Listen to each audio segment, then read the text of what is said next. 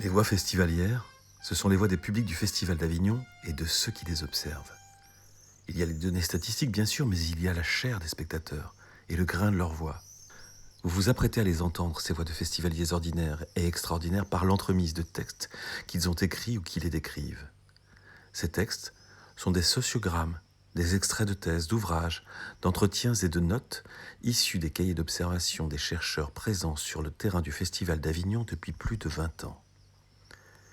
Ils nous racontent comment des spectateurs prennent place et prennent leur place dans l'espace festivalier.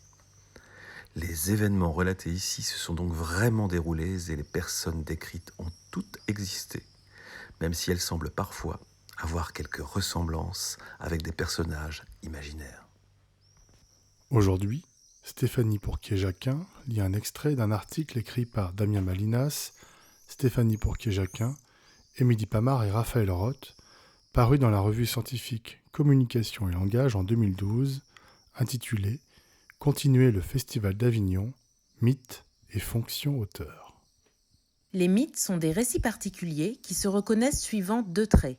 Le premier est qu'ils n'ont pas d'auteur à proprement parler. Le second est qu'ils sont l'objet de croyances sans être forcément sacrés. Les mythes sont souvent vus également comme des idéologies capables d'enjoliver le réel et le rendre désirable. Depuis la fin de la Seconde Guerre mondiale, les objets sociaux, littéraires et esthétiques ont été approchés au regard de la notion de mythe. Dans Mythologie, Roland Barthes va analyser ces mythes que sont pour lui les publicités pour automobiles, les figures de Marilyn Monroe ou d'Elvis Presley, etc. Ceux-ci sont des mythes au sens où ils expriment, à leur manière, les croyances et les aspirations qui composent une part de la panoplie de l'homme moderne. On comprend alors la place du Festival d'Avignon pour Roland Barthes dans ses écrits sur le théâtre.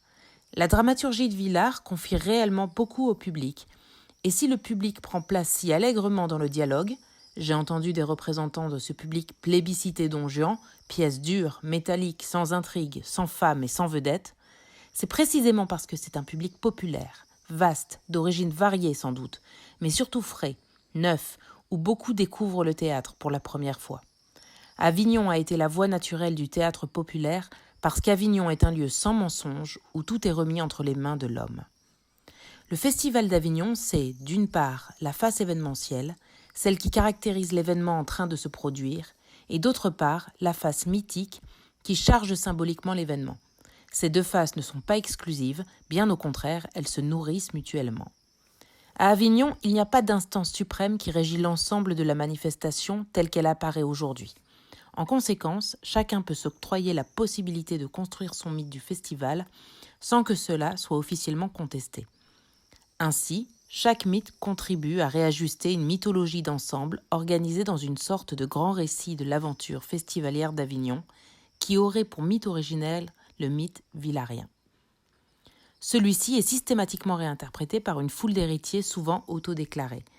Si l'on tente de décrire le fonctionnement d'Avignon, on peut observer comment chaque acteur de festival se réfère au mythe des origines pour revendiquer l'authenticité de sa propre version de la manifestation, version justifiée par la position qu'il occupe dans le dispositif général.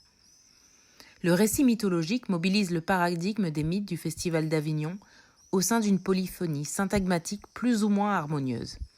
Il y a le mythe originel, les festivaliers réunis en bras de chemise autour d'une manifestation populaire, la scène de la cour d'honneur, le palais des papes, l'équipe du festival ne faisant qu'un derrière Jean Villard, et le prince, Gérard Philippe.